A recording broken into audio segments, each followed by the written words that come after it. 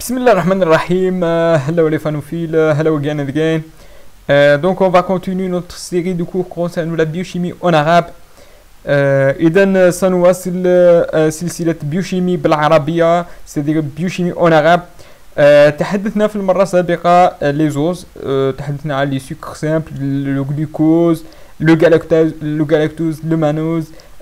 Vous pouvez trouver يمكنكم إيجاد هذا الدرس les os في البلاي ليست يعني في الملحقة الموجودة عنوانها بيوشيمي en arabe. Pour ceux qui ne comprennent pas l'arabe, surtout des Sénégal, Togo, donc vous pouvez trouver les cours en français dans le playlist biochimie, seulement biochimie et pas biochimie arabe. إذا سوف نبدأ بالبيوشيمي en arabe les ozides. سوف نكمل دروسنا سنبدأ بالليزوزيد وإن بقى لدينا الوقت سنتحدث عن الجلوكوبروتين والأمينوغليكان galacto-aminoglycans.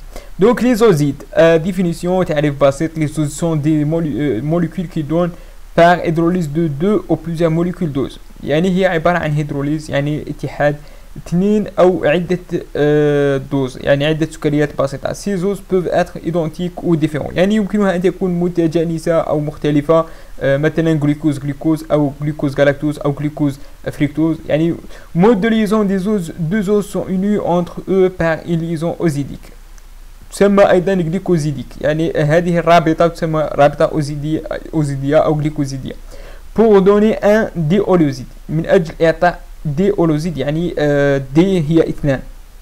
selon le mode de liaison des deux oses le déoloside est non réducteur ou réducteur يعني يمكن عندما يرتبط اثنان من الليزوز إما يكون تكون هناك لا فونكسيون ليبر تاع OH ليبر فيكون ريدكتور أو هذا ال OH يرتبط في هذه الليزون في الليزون فيصبح نو ريدكتور. سوف نوضح هذا بالتأكيد. ديولوزيد نو ريدكتور هي عبارة عن ليزون أوزيدو أوزيد. لاحظوا هنا من المفترض أن يكون OH ليبر هنا يجب أن يكون OH ليبر فقط ارتبط مع OH ليبر هنا. إذا هذه OH عبارة مرتبط هنا فهو غير سيليباتير يعني غير حر. إذا هو مرتبط les deux liaisons OH ici هم مرتبطون. إذا liaison ونسميها نو ريدكتور يعني لا يمكنها إرجاع ولا يمكنها ارتباط هنا ونسميها liaison أوزيدو أوزيد. Il y a condensation de la fonction hémiacétalique هذه ال OH تسمى fonction hémiacétalique de chaque ose par une liaison ozido-ozide. إذا la fonction hémiacétalique elle est engagée donc لا يمكنه أن يرتبط مع أي شيء. إذا liaison تسمى أوزيدو-أوزيد مرتبط. في حالة عدم ارتباط هذا ال OH لا فونكسيون هيمياستاتيك حرة هنا نسميها ليزون أوزيدو أوز يعني لأن الأوز حر يعني هذا السكر هو يحتوي على فونكسيون هيمياستاتيك حرة.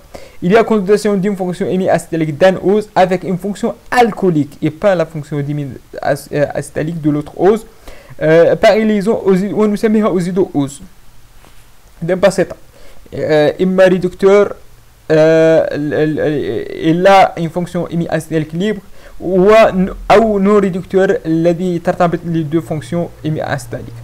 Donc les principaux déolosides أكيد المالتوز هو عبارة عن ألفا دي جليكوبيرانولوزيل 1,4 دي جليكوبيرانوز جليكو يعني هو عبارة عن 2 جلوكوز. c'est un produit d'hydrolyse amidon et glucogène par les amylase يعني هو ينتج عن تحطيم النشاء أو الجلوكوجين عن طريق إنزيمات تسمى les amylases. Il est formé par l'union de deux molécules de glucose unies en alpha 1,4. C'est un ozide réducteur لأنه يحتوي على أوز في النهاية أوز. إذا يحتوي على fonction مثل هذه الليبر ici. C'est ça un exemple sur le maltose. Il est hydrolysé en deux molécules de glucose par une enzyme spécifique la maltase. يعني يمكن تحطيم هذا المالتوز عن طريق المالتاز ليعطينا 2 جلوكوز. هذا هو المالتوز ألفا ديغليكوبيرانوزيل 1 ألفا ديغليكوبيرانوز، يعني ارتباط هنين من الجلوكوز. لو لاكتوز سي سكر حليب نسميه لاكتوز، هو عبارة عن ارتباط جالاكتوز مع اوتر موليكول. جو بارلي دونك جالاكتوز افيك جلوكوز يعطينا اللاكتوز. اذا لاكتوز يحتوي على الجالاكتوز هنا والجليكوبيرانوز هنا. إذا il est présent dans le lait de tous les mammifères، موجود في الحليب مثل ما لي لاكتوز les mammifères. C'est des oléoducteurs constituent des molécules de galactose، يعني يحتوي على galactose et molécules de glucose unis par une liaison bêta. بيتا هنا نلاحظ بيتا liaison bêta liaison bêta 1,4 أوزيديك. بيتا 1,4 بيتا 1,4 هنا ألفا هنا بيتا. لو تحدثنا عن الألفا والبيتا في الدروس السابقة، إذا بيتا دي جالاكتوبيرانوزيدو 1,4 دي جليكوبيرانوز أو يمكن أن نقول أوزيدو أو أوزيل. جالاكتوبيرانوزيل 1,4 دي جليكوبيرانوز. هنا تحدثنا عن أوزيل، يعني يمكن تقول أوزيل أو أوزيدو، يعني نفس الشيء. لو ساكاروز c'est alpha diglycopyranozyle 1,2 بيتا ديفركتوفيرانوزيد. السكروز هو عبارة عن كوندنساسيون موليكول جلوكوز زائد فريكتوز. هنا نلاحظ فريكتوز، هنا الفريكتوز وهنا الجلوكوز. إذا c'est un déoxyde non réducteur très répandu dans les végétaux، c'est le sucre de table. هو السكر موجود في الطاولة، يعني سكر طاولة. هو عبارة عن ارتباط جليكوبيرانوزيل مع الفريكتوفيرانوزيد، لأن البيوران، وهذه البيوران تحدثنا عنها في لا فورم سيكليك، هي الحلقة التي تحتوي على 6 رؤوس، هي البيوران. إذا جليكو بيوران هي 6. أوزيل أو أوزيدو لأنها مرتبطة للفونكسيون إيمي أستاليك بال1 وال2 هنا 2 هي عبارة عن السكر OH، هنا ال1 للجلوكوز وال2 للفريكتوز. 1 2 فريكتوز هنا فريكتوز 2 ليزون بيتا باسكو ليزون بيتا هنا بيتا دي فريكتوز. البيتا لأنه هنا الأو OH وهنا، إذا هذه بيتا دي فريكتوز، وهنا ألفا لأن الأو OH من هنا في الفوق وهذا من التحت. إذا هذه ألفا دي جليكوبيرانوز، هذا ألفا دي جليكوز، وهذه بيتا دي فريكتوز. بيتا دي فريكتوز بيتا دي فريكتو فيران لأنها عبارة عن شكل خماسي فيران. أزيد لأن الإيمي إساتياليك هنا مرتبط، إذا هو مرتبط، إذا نسميه أزيد. لو كان حر نسميه أوز. إذا هذا هو السكروز. إذا رابيل سور الجلوكوز، قلنا بأن الجلوكوز على شكل في على الخارج ستركتور لينيال. إذا c'est un rappel à la cyclisation des os. On a dit إذن هنا c'est le 1، donc c'est le 2 ici. donc إذا كان على اليمين فهو في الأسفل، إن كان على اليسار فهو في الأعلى. إذن يمين في الأسفل، ثم بدأ هنا اليسار. إذن هنا سكر ثالث OH على اليسار، إذن سوف يأتي في الأعلى، وهنا يأتي في الأسفل. إذن هنا في الأعلى، ثم بعد ذلك هنا في الأسفل، ويبقى هذا يعني نضع في الأعلى. إذا ثم بعد ذلك الفريكتوز قلنا هذا 1 2، إذا هذا سكر 2، هذا 3. نحسب 1 2 3 على اليسار، 3 على اليسار. إذا على اليسار إذا سيكون في الأعلى، اليسار في الأعلى. إذا هنا اليسار في الأعلى، اليمين في الأسفل، ثم بذلك البقية توضع في الأعلى.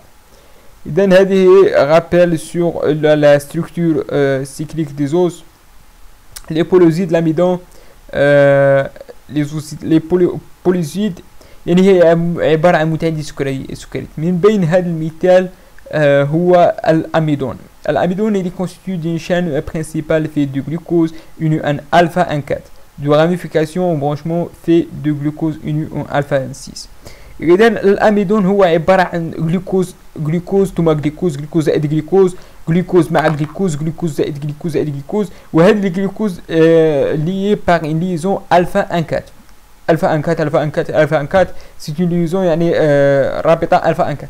ثم هناك بعض البرونشمون يعني التقاءات او تداخلات. هذا البرونشمون يعني تفرع يكون عبارة عن الألفا ان 6. إذا هذه بسيطة، جلوكوز كلها ألفا ان 4 والبرونش هي الألفا ان 6. مهم جدا أن نعرف الإنزيمات ألفا ان 4 ألفا ان 6 عندما يكون في الميتابوليزم يعني تحطيم الأميدون نحتاج إنزيمات سبيسيفيك بور برونشي أو ديبرونشي. Le glucogène, c'est comme les amidons, c'est la forme de stockage du glucose dans le foie et les muscles. يعني الجلوكوجين نحن نخزن الجلوكوز على شكل نشاء بل نخزنها على شكل جلوكوجين. C'est un polyoside plus ramifié que l'amidon car ses branchements sont plus nombreux. لماذا هو très ramifié؟ يعني نحتاج عدة تفرعات لأن عندما نريد تحطيمه نبدأ التحطيم من التفرعات. كل ما زاد التفرعات كل ما سهل تحطيم الجلوكوجين وإعطاء الجلوكوز في الدم بصورة رابيد. La liaison alpha 6 est plus rapprochée. يعني نلاحظ عدة تفرعات. La cellulose on n'intéresse pas parce que trouve chez les végétaux c'est un polysacharide linéaire. Ils ont 50% de carbone végétal يعني موجود عند النباتات ونحن النباتات. Il est formé de l'union de glucosamine en bêta 1,4 سيلوبيوز. ملاحظة نحن جسم الإنسان لا يحتوي على إنزيم الذي يستطيع التفكيك هذه الرابطة بيتا 1,4. لهذا أحيانا نستعين بعض البكتيريا التي تستطيع تحطيمها في الكولون، لكن عادة لا يمكننا تحطيم هذه الليزون دو بيتا 1,4 لأن ليس لدينا إنزيم ونحن لسنا نباتات. ممكن. إذا il est hydrolysé par une bêta-glycosidase cellulase non présent dans le tube digestif chez l'homme. Donc c'est ça pour les osides et les polyosides. Donc je vous remercie pour votre attention. أشكركم للمتابعة، والدرس القادم إن شاء الله هو الجلوكوزامينو جليكان.